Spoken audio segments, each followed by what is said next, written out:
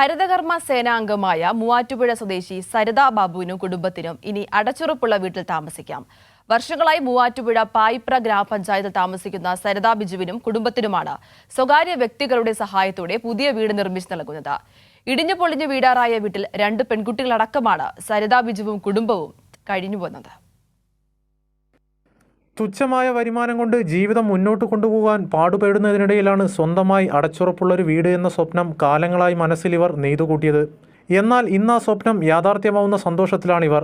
പായിപ്ര ഗ്രാമപഞ്ചായത്ത് മുൻ പ്രസിഡന്റ് മാത്യൂസ് വർക്കിയുടെയും പ്രദേശവാസിയായ റിട്ടയർഡ് പ്രൊഫസർ PI ഡാനിയലിൻ്റെയും സഹകരണത്തോടെയാണ് സരിതയ്ക്കും കുടുംബത്തിനും വീട് നിർമ്മിച്ചു നൽകുവാൻ തീരുമാനമായത്. ഏറ്റവും കുറഞ്ഞ സമയത്തിനുള്ളിൽ തന്നെ വീടിൻ്റെ നിർമ്മാണം പൂർത്തീകരിക്കുക എന്നതാണ് ഇവരുടെ ലക്ഷ്യം.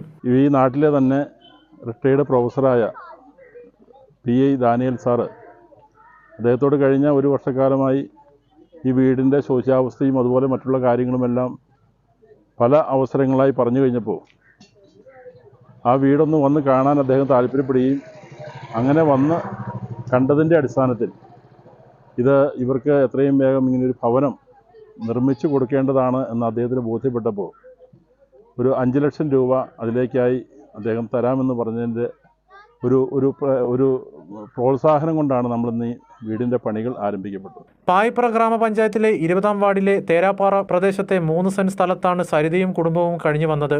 10ാം ക്ലാസ്സിൽ പഠിക്കുന്ന പെൺകുട്ടിയടക്കമുള്ള കുടുംബമാണ് സരിതയുടേത്. 680 സ്ക്വയർ ഫീറ്റ് വിസ്തീർണമുള്ള വീടാണ് ഇവർക്കായി നിർമ്മിച്ചു നൽകുന്നത്. കൈരളി ന്യൂസ്, കൊച്ചി.